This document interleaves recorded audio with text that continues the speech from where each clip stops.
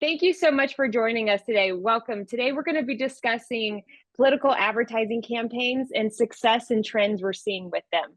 I'm Lindsay Putt, Digital Sales Director here at Strategus, and today I'm joined with Dennis Sternitzky, CEO of Rigel Strategies, who has years of experience with political advertising campaigns and also my friend. So I'm super excited to welcome you, Dennis. Thank you so much for joining us. Lindsay, thank you. It's a delight and an honor to be here. Oh, that's awesome. I'm so excited. At first, let's start about 2024. There's been so much in the news already Yeah. about the political space, but what are you seeing this year when it comes to your advertising campaigns versus past political years?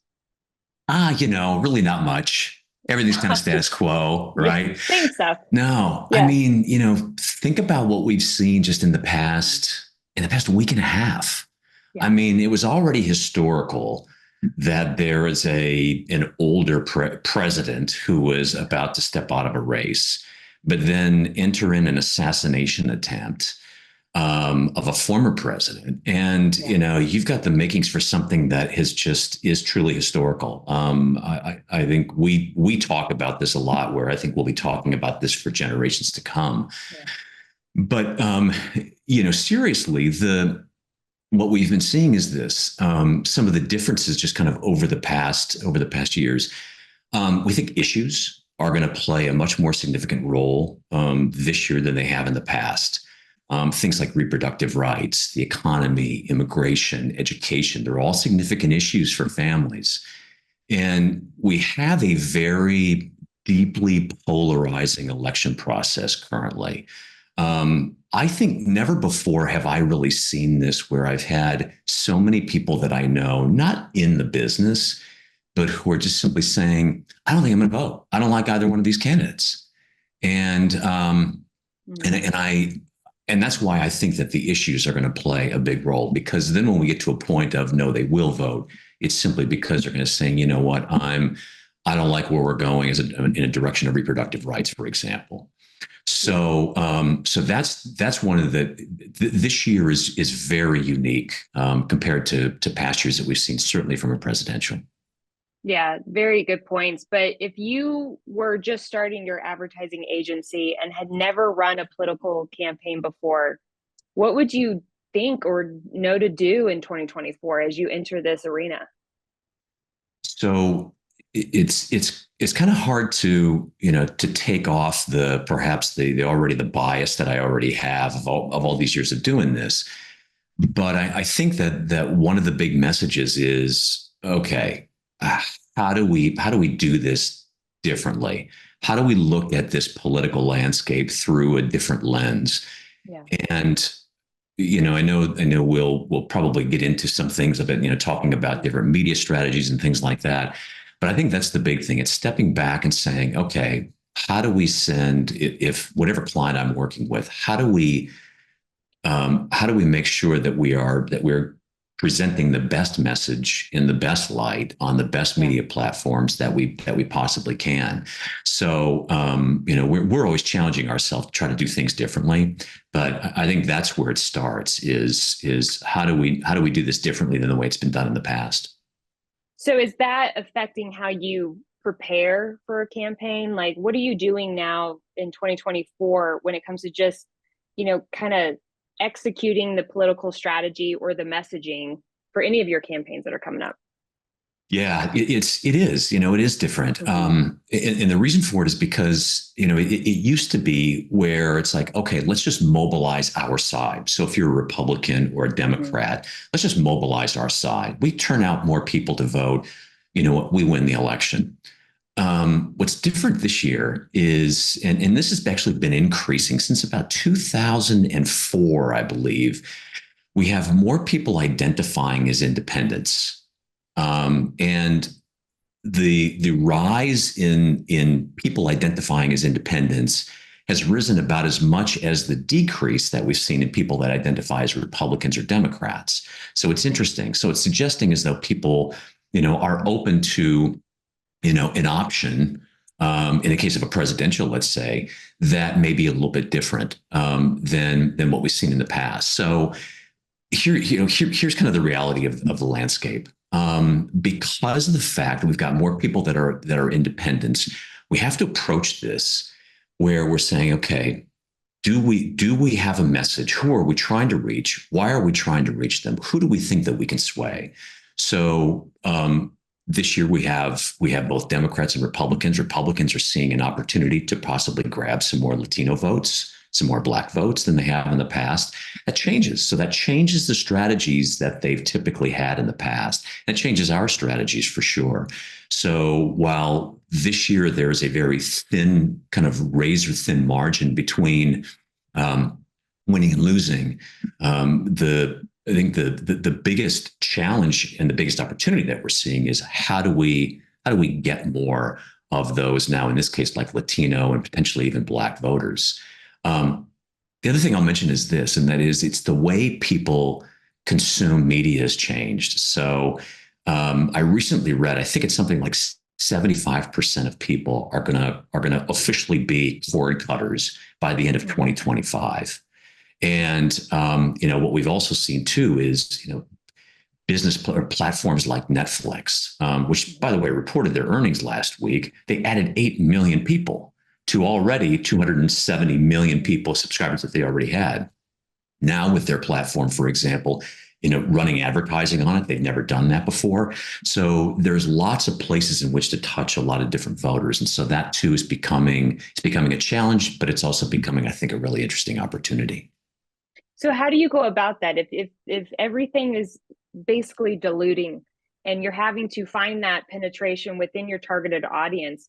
Where do you start at what tactic or platform to make sure that you're reaching that voter base? Yeah, well, this is what I think is so great for strategists. First of all, it starts with this. Okay, who do we have to reach and why? So I mentioned there's one campaign that we're working on right now, who's trying to reach independent Hispanic voters. Why? Because the client feels that in certain states, if they can mobilize more of them to support, won't get into Republican or Democrat, but if they can support, that one particular side, that's the difference. If they can get more of that Latino vote over to them, that's going to be the winner. So what we do is we look and say, okay, is that indeed the case? We then start to look at things like past focus groups, past surveys. Are indeed Hispanic independent voters really open to voting for one side or the other? Yeah. And what issues are important to them? And so it's identifying, for example, what particular things that we need to put in messaging that are going to resonate with those particular voters.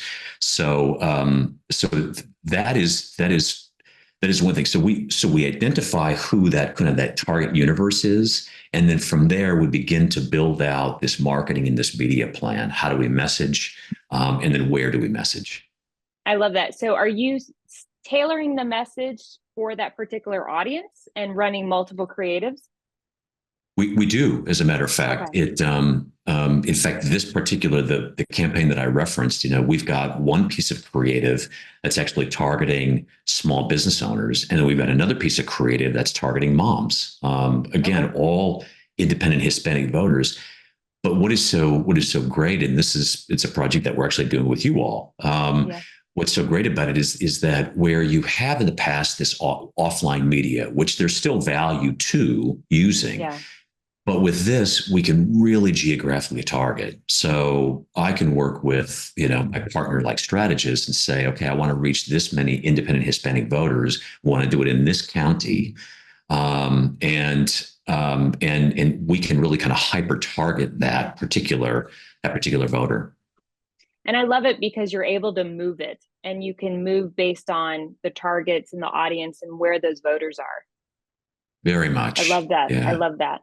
Another question I was curious to ask you today is there one advertising tactic? I know you've run a couple, or currently running a couple campaigns with us, but is there any other tactics out there that you're seeing that is a game changer this year, or that is just completely moving the needle on your campaigns for the strategy?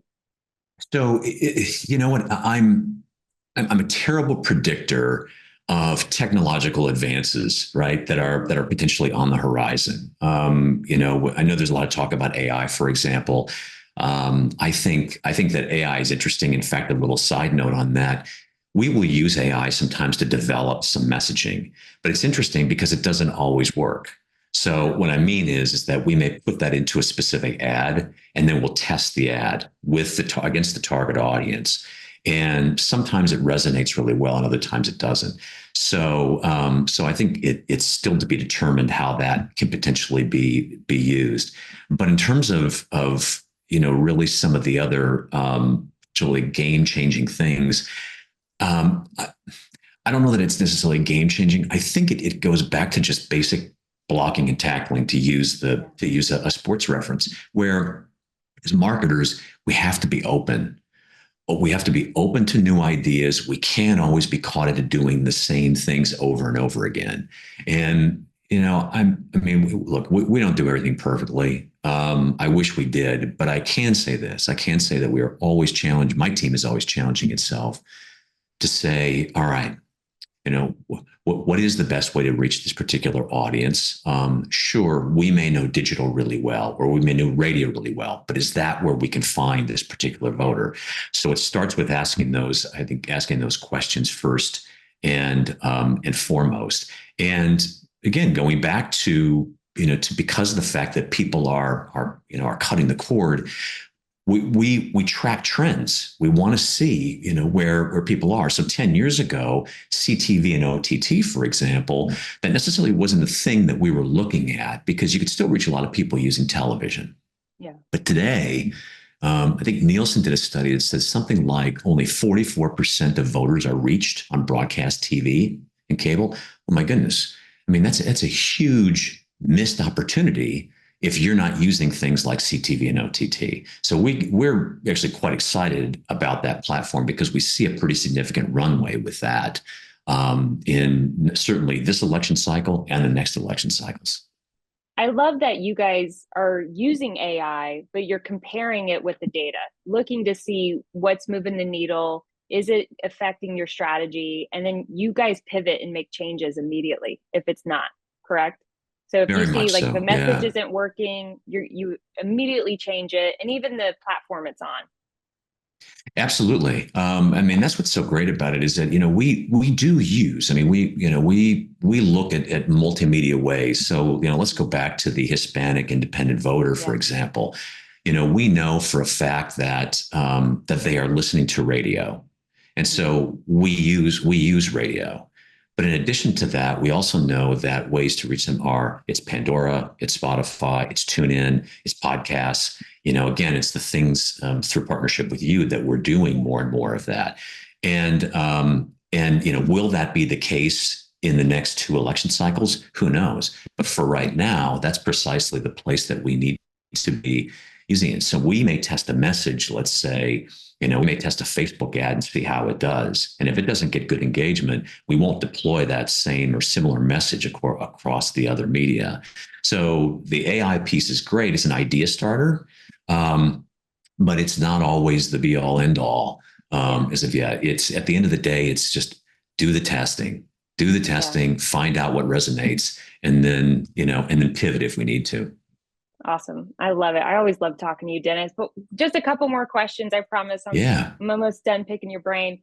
But, what advice would you give, I guess, for anybody that's looking to run political campaigns or strategies for the midterms this fall, when it comes to planning, executing, any digital campaign? So that's a great question. I think I would always challenge somebody to say, you know what, don't just be a marketer, be an innovator. And it doesn't mean that you got to create new technologies. What I mean is challenge the status quo. We're going to see an election cycle this year that will approach $11 billion, billion with a B. It is absolutely crazy. And the thing is I know people in swing states, and I see these people in swing states, and they have the television on. It is political ad after political ad after political ad. Mm-hmm. Now, what I said earlier, that, about 4 in 10, between 4 and 5 and 10 people are actually, that are voters, are watching broadcast TV. So 50 cents of every dollar is being wasted there. So the thing is, when I say be an innovator, it's because the majority of the dollars are being spent in TV, it's telling me that a lot of political consultants and marketers are not trying to do things differently. They're doing the same old thing that they've always done. And then what's exciting about that is that by having conversations with campaigns, it creates opportunities. And especially there's going to be winners and there's going to be losers. And I think that as we go back and analyze, some of the marketing strategies that some of the losers used, it's typically, it's quite interesting to see that they were, especially if they were flush with cash, the amount of television that they were using. Now, I'm not here to dog on TV, but I'm just simply saying we always have to be asking ourselves, what can you do differently? So don't always look to shake things up, try new things. And the other thing I would say is don't react to the competition. This is always a really popular thing that people do. Gosh, my competitors just come out with a negative ad against me.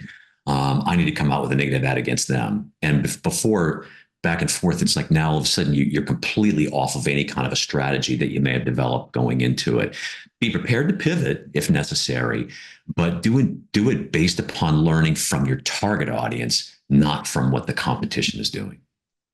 So smart. I could just sit here and talk to you all day long, Dennis. I really appreciate it.